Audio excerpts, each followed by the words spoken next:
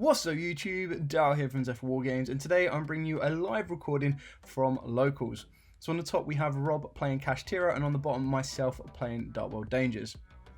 So I jumped the gun a little bit, I went straight to main phase to activate Genta. Rob pulled me back, fair enough, and dropped a shifter on me. God, that card is annoying for this deck.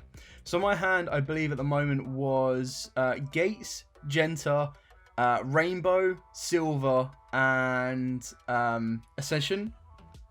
So all completely useless for me. Obviously would have been good if I could play under Shifter, because then I could have gone Genta, Gate, and then got a couple of draws off of that, got the search off of Rainbow, got the Greph. I would have guaranteed the Greph of Fusion Dragon, everything like that. But no, he had to go and de-shift me. So I'm just trying to figure out if there was any play I can make. So the best thing I did was set a card, and I misplay here. I misplay massively. Because again, even though I've played this deck over and over and over again, I forget the little clause. I need to control a Darkworld card when Genta is banished. So I couldn't activate Genta because it's sent to the graveyard as cost. And kind of go from there. Anyway, he special summons out Kashtira Unicorn, uses Unicorn's effect. Now, obviously, at this moment in time, he can only search out Birth, but in the future, he'll be able to search out even more annoying spell cards.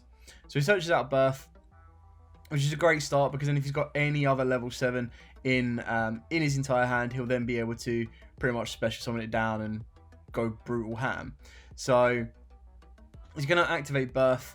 Obviously, the best one you want to open up with is Fenrir, because then Fenrir can search out Unicorn, or Unicorn search out, you know, kind of loop it around that way. Anyway, he opens up with the Ascended Thunder, gets to normal summon that. He attacks with Unicorn, hits the Genta. I attempt to use Genta's effect, and he kind of, again, this is me rusty, like I haven't been able to fully get into this. This is the first one of locals, so obviously Unicorn goes in and attacks. The reason he gets banished is because we're still under Shifter. He's still activating the effect of Unicorn, and he decides to banish my Appaloosa. It's just not looking good right now. It really isn't. So, I mean, I suppose the one thing about a Darkworld is there's not really any single card on its own that is that damaging in its extra deck. Like, a lot of them build themselves up and do everything they need to. Regardless, Genta is now banished, Appaloosa is banished face down, and then I'm going to take a Ascended Thunder 2700 direct to the face, which is actually pretty damaging. So, and then he decides to go into the Shangri-La, which is completely understandable. I think like that's the best one you've got right now. Obviously, in the future, post Photon Hypernova, he'll be able to go into a Rise Heart, which is even more damaging and annoying. But, you know, see where it goes from there. Shangri-La then lets him special summon Fenrir from the deck. I'm surprised that he put Shangri-La in the extra monster zone, but I suppose maybe he's just playing 100% Link, 100% XYZ, so he doesn't really care. And then he's got one set card, so I've got to deal with a Fenrir. I believe I top deck a Fenrir for turn. I don't need to worry about Shifter anymore. Shifter's no longer live. So I set the field spell and activate Bigfoot, because I don't want, I don't really want it to go from there. Oh no, it wasn't. It was Bigfoot I drew for turn. He activates, he snipes the Bigfoot, and I'm just like, oh, where can I go from here? Because again, remember in my hand is Ascension, Silver, and Rainbow. So like, obviously I wanted to discard anything else. Anything else about from the Bigfoot. Like, discard Rainbow, cool, get a search. Get me my Greph on. My Greph then unlocks my Fusion Monster. Like, anything like that. And I'm just thinking about this, like, is my hand actually playable? Like, the next turn, his Fenrir attacks, does 2400. I've already taken 27. He'll then also in the standby phase as well of a Shangri-La get another Kashtira onto the board as well. If he can get the Fenrir or another one in the graveyard, he can revive it with Birth, and I'll just go, yeah, nah, scoop. Like, Shifter, and then luck of the dice roll, hitting that just completely wipes me out. Anyway, so we reset this, we go into game 2. Now I kind of catch him off guard on this one because I make him go first. Obviously, Rob was really prepared for me to be going first. He's got Unicorn. It looks like he's got Ascended Thunder again. And he's got a DD Crow and a Trap card from what I could see. So possibly an Imperm or the Trap card for Kashtira as well. So the reason I did this is because when I was looking for my extra deck, I was like, you know what? I've got more board-breaking cards. Like, I don't really worry about just a single Fenrir and a Shangri-La. Like, I feel there's other ways that I can play around this. So I kind of went with, well, let's hope I get an Evenly or a Lightning Storm or lava golems, stuff like that, just to kind of try and clear my opponent's board off. So Obviously, pretty much the same play as the first turn. So special summon Unicorn, Unicorn search out Birth, activate Birth, special summon down, our normal summon Ascended of Thunder. And then he's probably going to overlay these into a Shangri-La again. And then Shangri-La during the standby phase will bring out Fenrir. It's kind of like, at the moment, at its base level, that's the best the deck can do without additional extenders. Like, obviously, if you add 2 more extenders to this board, you then go into the Diablos, the Mind Hacker, and then that starts ripping your extra deck apart and locking out more zones. So it's a little bit underwhelming at the moment, but they just go up a huge level when Photon Hypernova comes out. They get more Kashtira names, they get more spells, they get more consistency, they get more firepower. It's just an absolute nightmare. So I've got an Allure of Darkness and 5 monsters, one of them being a Fenrir. So obviously Rob gets to search out or special summon out his own Fenrir, put in an interruption on the board straight away, which is, you know, half decent. So, and there's still 2 trap cards. It looks like he's activating the trap card just because. So the reason you activate that now is because if I activate something like Evenly Matched, he can, in theory, use the effect of that to look at my hand, rip one from it, and then he'll still have the effect to bring back one of his banished monsters. Obviously, he can't bring back a banished face down, but that's where everything else changes. So we've got a Genta in hand. We've also got, if I remember rightly, there's a Fenrir and 3 other cards. So I think I was trying to figure this one out because obviously if I special summon out Fenrir and use its effect to search, then obviously Rob can then chain his Fenrir to banish my first Fenrir, which wouldn't be a bad thing because I can then special summon my own Fenrir again. So that is the Fenrir there being special summoned. So it's kind of one of the ones that I'm trying to bait out the banish, but I think he instantly knew what was going to happen. Like, as soon as this search goes through, you don't really want to chain the effect again and go, okay, cool, banish. Because if he does that, again, I just get Fenrir back on the board. He hasn't really gained a lot, apart from taking an additional card from my hand because I would have then had to use it to summon. The other option I do have is I can declare an attack with said Fenrir that I've just summoned. In doing so, I'm either going to attack his Fenrir, target it to banish it, and then on a separate chain, he would then, obviously I'd banish it, but if I went to banish the Shangri-La, he can then use on a separate chain after I've banished the Shangri-La, and then I declare to continue through to a crash, he could technically activate the Fenrir effect, 'cause it's on declaration, not on damage step. So we activate the Genta is going to give me the field spell, and now it's just at a point where I'm trying to kind of bait out the resource. I'm trying to get him to banish the Fenrir, and obviously the second he activates the Fenrir effect to do so, if he doesn't get rid of my Fenrir, I'll then be able to respond and banish one of his cards. So we've also got to remember, if I banish the Fenrir face up, he can just bring it back with a trap card.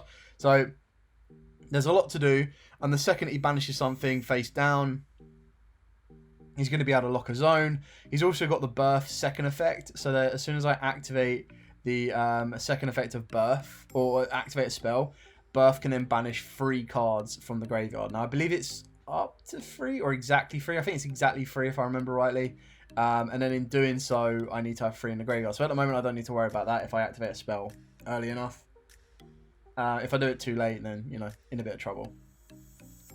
So what I'm trying to figure out here is I'm trying to figure out, like, do I go to battle phase?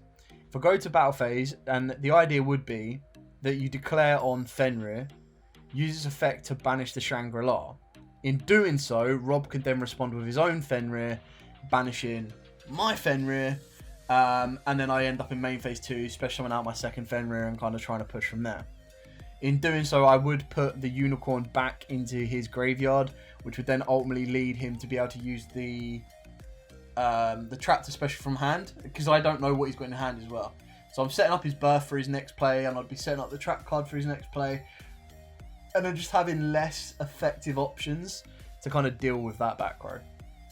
So we go with the gate, and obviously he's got one set that I don't know what it is. Now that I know he's got the flip trap, the chances are it's probably an imperm. So I've got to avoid that column and everything else in between. So we activate the gate. We're going to attempt to use gate's effect. At this moment in time, like, unless he's got something specific to interact, obviously we know that he's got a DD Crow, but if he DD Crows my Genta's just going to come back anyway. So the only thing that he would actually, no, he couldn't, because he would have to do the DD Crow now, because the gate banishes as cost. So I'd use that as effect, banishing the Genta as cost, and I think that's why the DD Crow doesn't get dropped. And then we're going to start discarding as effect. So it's whether that trap card or the card in the hand's got like an Ash Blossom or something like that, to see where that goes. Now I believe I've either got I think it's Snow and Rainbow, so I think I'm trying to decide which one to discard. So we go with Rainbow, we resolve the draw, and then on a new chain, obviously as turn player priority, we will then start to set up the chain.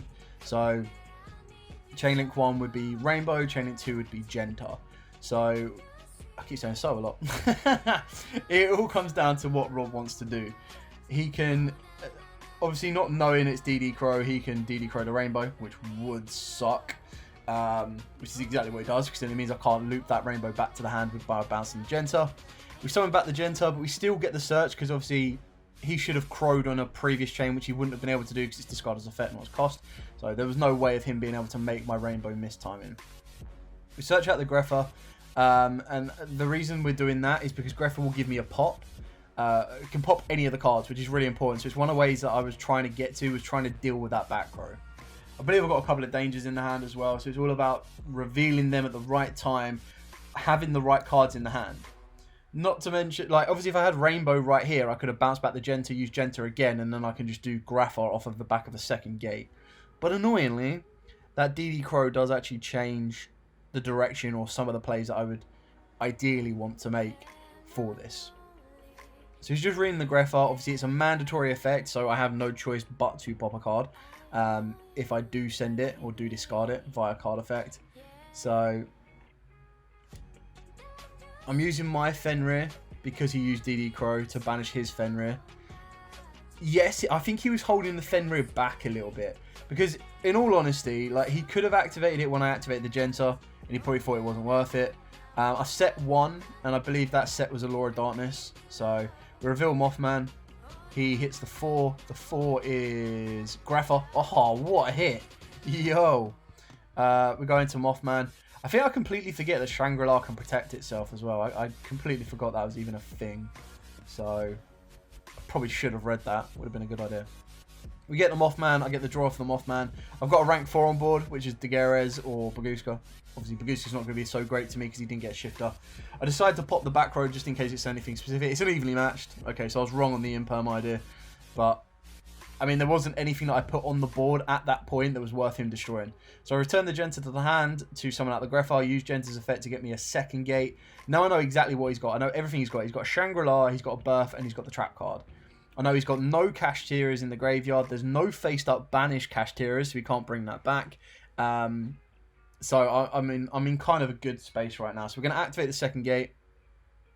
Use Gate's effect. We're going to banish the Genta. The Genta will stay banished this time. And discard another card, which is this time is going to be Snow. So we draw around a card, we then trigger Snow's effect. And this is where I can start moving faster, because there's nothing that's going to be interacting with me. There's nothing that's going to be able to do anything. So Snow's effect, search out Ascension. Ascension's obviously got the Greffa already on the field. And if there's a route to another Greffa, I do get an additional pop. And I think that's... Oh no, I go for Archives. What did I have in the hand? Did I have a Rainbow?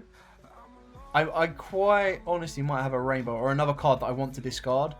Or a couple of cards that I wanted to discard. You know, I'll stop trying to predict and remember exactly what I had, and we'll let it play out here. So it's Archives. We use Archives effect. Yeah, it was a Rainbow. So we're going to discard the Rainbow to buff the Greffa by 800. We're then going to be able to trigger the Archive. So chaining 1 Archives, chaining 2 will be Rainbow. And then he's going to activate. So this is where I completely forgot there was a second effect to Birth, which is annoying. So he gets to banish my Rainbow again.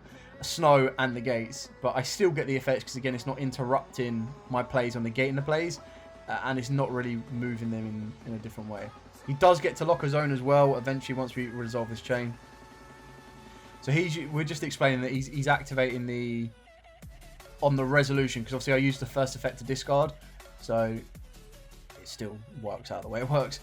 Anyway, we would then trigger the effect of Rainbow. Rainbow searches me out Greffa. And this is where I misplay again. Just not reading my opponent's cards.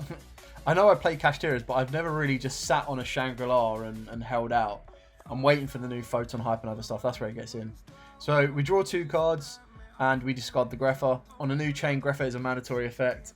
So it'll be Chainlink 1 Greffa. Chainlink 2 will be Shangri-La. Shangri-La is going to lock one of the zones. I attempt to pop the Shangri-La, completely forgetting that it can protect itself. Doi. So... He's going to detach the Unicorn, which again sets him up for birth, can keep bringing it back. But you can see how this deck's got a lot of gas. Like, it just keeps going and going and going and going. And there's very little he can pretty much do about that. So we're trying to push in for game. It's trying to clear the Shangri-La off. We still have a Fenrir. I've already used Fenrir's banish, so he's relatively useless to me right now. I've got the Ascension play as well. So it's all about trying to get the right pieces in the right places, especially if I want to use Cross Sheep's revival effect, which is exactly what I'm doing here. So we use Mothman plus the Fenrir. I need to leave the Mothman in the graveyard. We can banish the Greffa from the graveyard, so we're going to activate the Ascension. The Ascension, I go to banish the Mothman, but then realise, hang on, that's a stupid idea. You want to revive the Mothman, what are you doing? So we banish the Greffa from the graveyard, and we discard, I think it's Snake? Yeah, so we discard Sukanoko. I love that effect on the Ascension spell card, it's so good. So we go into the Greffa Fusion, we get to do Chainlink 1, Cross Sheep, Chainlink 2, Sukanoko. So Sukanoko will come back, and then Cross Sheep will allow me to bring back Mothman. So Sukanoko comes back, Mothman comes back, and then it's all about just basically getting into a Unicorn to get rid of the Shangri-La. So that will ultimately allow me to push in for game. And that's pretty much what I'm building towards here at the moment. It just takes its time, you know. Yu-Gi-Oh! Is a two-player game, as they all say. So, oh, am I just skipping straight into... Oh, right, lol. I used this Shangri-La to make the Underworld Goddess, just because why not, you know. That's a little bit funny. And then that is game, because Underworld Goddess will be buffed to 33, my Fusion is 35, and then Greffa is like 38 or something mad like that. Anyway, moving straight into game 3, so this is the third and final game. Oh, that hand is not nice. So he's opened out a Cosmic, a Drow Lockbird, a Birth, Ascended the Thunder, and what looks like an Imperm. So he's going to activate the Birth. This is what happens when you don't get Kashtira. And post Photon Hypernova, you double up your consistency. So set 2, which is pretty damaging. And I'm sorry, Rob. I had a Lightning Storm in hand. So unless one was a Judgment, we're going to Lightning Storm. We're going to call spells and traps. And goodbye Cosmic and Imperm. So obviously the Cosmic isn't that big of an issue. Like, it would deal with the field spell. Annoyingly, my hand isn't that great. So I've got Fenrir, which is great, but I believe the rest of my hand wasn't anything too effective. Oh no, it was. Sorry, I apologise. My hand was pretty nuts. I think I had a Genta, and I had everything else. So I searched out the second Fenrir, and he Drow and Lockbird me, and I was like, what? What is going on? Very annoying. I had Talents, that was it. So it's Genta, Talents, 1 Fenrir, and then 2 others that I can't remember what they were. So the idea now would be my opponent can only play with 1 card. Like, if I Talents, I'm going to Talents and Steal. There's no point in me drawing because I can't add. So we Talents, and the only option I've got left is to Steal. So I'll take the Ascended Thunder. It's a pretty fat stack boss monster. Why not? We're then going to be able to normal summon Snow. Lol. Activate Gates just to give Snow an additional nice little boost. Attack for Snow for 2k, putting Rob down to 6k. Then attack for 24, putting him down on 36. And then attacking for 27, leaving him on 900. So he's got 900 with 1 card left to play. I'm not going to give his monster back, so I'm going to link that into an IP, and then any monster he draws, I can Unicorn. I've got Fenrir as well, and sadly, he top decks the Sacred Swords. And that is it. Thanks for watching. Like, comment, subscribe, share. Till next time, guys, as always, stay safe, and of course, happy dueling.